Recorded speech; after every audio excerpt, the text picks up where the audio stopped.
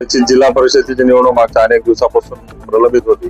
स्थानिक स्वराज्य संस्थेच्या मुख्य 3 संस्थांच्या निवडणुका अनेक दिवसापासून प्रलंबित होत्या. ते 2 टप्पे पूर्ण झालेले आहेत. नगर परिषद, महानगर परिषद. आता जिल्हा परिषदचे उद्या 5 तारखेला मतदान होणार आहे आणि निश्चित उद्यापासून 3 दिवस नामनिर्देशनासाठी शिल्लक आहे. अनेक मतदारसंघामध्ये परभणी जिल्ह्यातले 54 सर्कल आहे. त्या 54 सर्कल मध्ये अनेक उमेदवार आमचे निश्चित झालेले आहेत आणि आजही अनेक ठिकाणी आम्ही एक प्रबळ, चांगले, सक्षम, सुशिक्षित आणि जनतेसाठी काम करणारे उमेदवार आम्ही त्या ठिकाणी दिलेले आहेत. त्याची उद्या आम्ही सकाळी पूर्ण उमेदवारांची यादी जाहीर करणार आहोत. गडकरी साहेबांनी आपल्यावर स्थान प्रचारक म्हणून जिम्मेदारी दिलेली आहे जिल्ह्याची.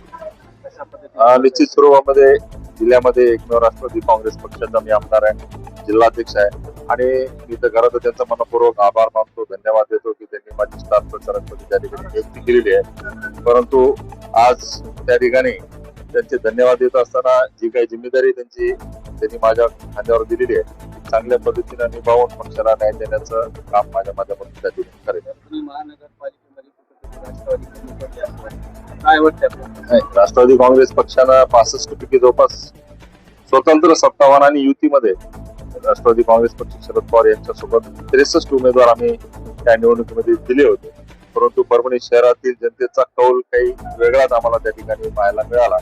काही उमेदवार आमचे उमेदवार एक अल्पमतानं, काही 50 मतानं, 100 मतानं, 22 मतानं असा आमच्या काही उमेदवारांचा पराभव झालेला आहे आणि अशाही परिस्थितीमध्ये आम्ही सर्वांनी मिळून, मी असेल, प्रताप देशमुख जे असतील, विजय जामकर जे असतील, अक्षय देशमुख जे असतील, त्यांच्या सर्वांच्या वतीने एक चांगल्या पद्धतीचा प्रयत्न झालेला आहे. त्यामध्ये आमचे 11 उमेदवार चांगल्या पद्धतीने निवडून आलेले आहेत.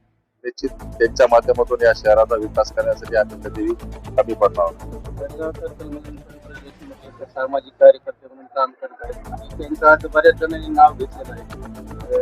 काय वाटतं त्यांच्या संदर्भात? निश्चित त्यांची सर्व कार्यकर्त्याची इच्छा आहे की या पेडगाव सरकारमधून संतोषराव देशमुख यांना उमेदवारी दिली पाहिजे आणि निश्चित मी सुद्धा त्याच मताशी आहे आणि दुसरं कोणी तिथं इंटरेस्टेड नाहीये, दुसरी कोणी उमेदवारी मागणी केलेली नाहीये. त्यामुळे त्यांच्या उमेदवाराची निश्चित आम्ही उद्या सकाळी घोषणा करणार.